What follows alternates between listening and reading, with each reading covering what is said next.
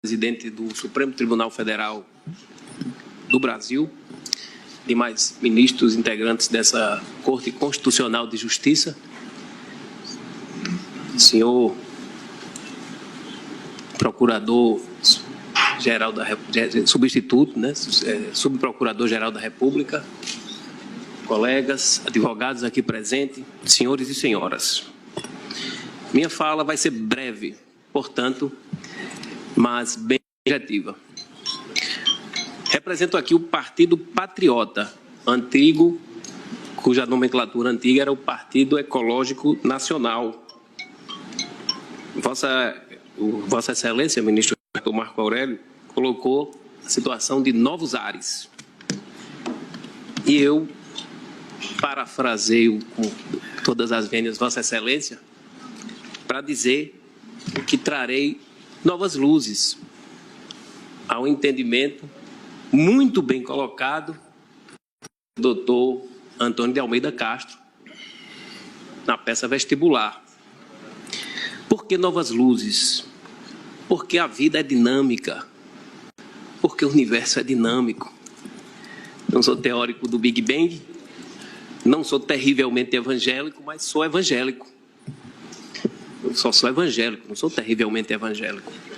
No entanto, por ser evangélico, peço vênia também a todos para relembrar aqui o meu livro de cabeceira, que é, logicamente, a Bíblia Sagrada, e que no Evangelho de São João traz o seguinte verbete no capítulo 1, versículo 1 também. No princípio era o Verbo. O Verbo estava com Deus e o Verbo era Deus. O Verbo se fez carne e habitou entre nós. Peço sinceras licenças a todos, porque o país é laico, mas estou vendo ele ali indevidamente pregado numa cruz, que na verdade ele ressuscitou, para dizer a Vossas Excelências, em todas as vênias, que temos novos ares, sim. O Brasil passou por um processo eleitoral muito concorrido.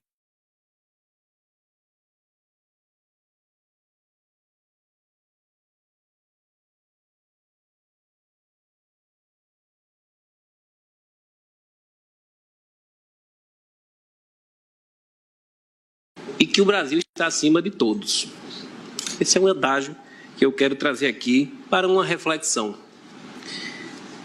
Preciso fazer um histórico para fazer justiça a todos, do motivo de que esse sertanejo, nascido na cidade de Petrolina, estudante da Universidade Federal da Bahia, contemporâneo de Fred Didier, e que Deus me deu a honra de ser aluno do professor José Joaquim Calmon de Passos.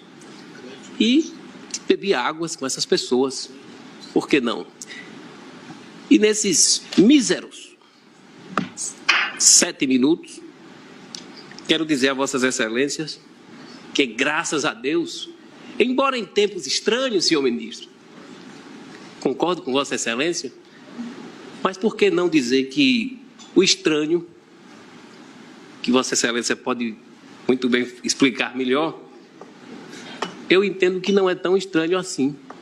Porque se as coisas mudam, como eu acabei de falar, o Partido Ecológico Nacional, que mudou inclusive a sua nomenclatura, vem com a nova roupagem para defender aqui, deste plenário, sem menosprezar de nenhuma maneira, faça-se justiça, o princípio da presunção da inocência, porque entendemos nós que nós devemos respeitar o duplo grau de jurisdição. Ora, o julgamento da ação penal 470 foi um único grau de jurisdição, esse da colenda casa, que julgou, condenou e aprisionou pessoas da mais alta envergadura social.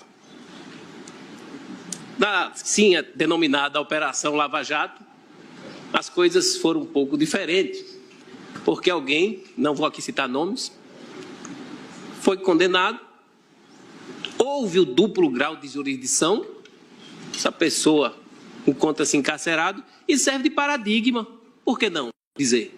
Serve de paradigma. serve de paradigma para uma reflexão. Lógico que tratamos aqui de uma ação objetiva, processo sem capa. Mas nós sabemos que os jurisdicionados são seres humanos, são pessoas, e que precisam ter uma resposta desta Corte satisfatória. E por que não dizer satisfatória aos anseios da sociedade? Porque aprendi também, na Universidade Federal da Bahia, que só a lei pode criar obrigação, porque ela é a expressão da vontade geral. E é a expressão da vontade geral pelo seu órgão, o Parlamento, que a tudo e a todos governam na democracia. Então, se alguém pretende fazer diferente, que mude a letra da Constituição. Porque, como professor de Direito Constitucional, formei em 98, então tenho alguma noção do que estou falando, tenho base para dizer o que estou dizendo, ensinei aos meus alunos que os direitos e as garantias individuais e coletivas estavam inseridas no artigo 5º, e é lá pelos incisos 57. E por que não dizer também o 61, que ninguém fala? Porque o 61 vai fazer correspondência com o 312. O 57 faz referência ao princípio que fizeram uma aglutinação, e por que não dizer uma jabuticaba mesmo, para o 283, e colocaram que ninguém seria preso antes do trânsito em julgado de sentença penal condenatória. Eu estou falando de aglutinação para depois dizer que eu não citei o artigo completamente correto, com a correita necessária da dicção da letra, que vai também lembrar a correspondência do 61, que é o 312, é como se tivesse um repeteco do 312. Estou aqui para ensinar ninguém nada, estou aqui apenas para chamar esse colendo a uma reflexão e dizer que o Partido Patriota, ele inaugurou essa ação com uma índole interessantíssima e muito republicana, para que vossas excelências definam de uma vez por todas se pode ou não o cidadão, e aqui, quando eu falo cidadão, não excluo ninguém, porque o processo penal e o direito penal, entendo eu, é o direito da defesa. Quem quiser entender de outra forma, tem todo o respeito. Mas, na formatação do processo penal, de índole garantista, nosso direito penal é, de fato, garantista e não punitivista, ele vai dizer o quê? Ele vai dizer exatamente aquilo que a sociedade já sabe por mantra, em verso e em prosa, o que aqui está se passando. A imprensa diz até, chega ao cúmulo de dizer até quem vai votar de qual forma e de qual maneira. E tempos estranhos, ministros, tempos estranhos. Concordo com Vossa Excelência, muito estranho, mas a imprensa ousa dizer qual é que vai ser o placar. E se de tal modo acontecer um movimento de entendimento diversificado de ministro tal ou tal, estou falando aqui da imprensa, não sou eu que estou dizendo, o julgamento pode acontecer de tal ou de tal forma. Não deixo de ser garantista por defender aqui desta tribuna o posicionamento, entre aspas, punitivista do Partido Patriota, que, na verdade, não tem nada de punitivismo nisso. Porque, quando eu me formei, lá em 98, e fui para o sertão da Bahia, na comarca de Sobradinho, para que eu pudesse apelar em determinada situação, encontrei que o réu precisava se recolher preso. Achei aquilo, de fato, um absurdo, e apelei, e também impetrei um habeas corpus, e o réu não precisou ser preso, porque não tinha os elementos, de fato, da prisão preventiva. Ele não tinha sido preso em flagrante, e muito menos havia a tal incidência daquele conceito indeterminadíssimo da ordem pública. Confesso a Vossas Excelências que até hoje tenho muita dificuldade com a ordem pública. Cheguei a ser secretário da ordem pública, subsecretário de um determinado município, e perguntei naquela época, que ordem pública vocês estão falando? E aqui, Vossa Excelência, também tem uma pergunta, o seguinte: de qual liberdade estamos a tratar?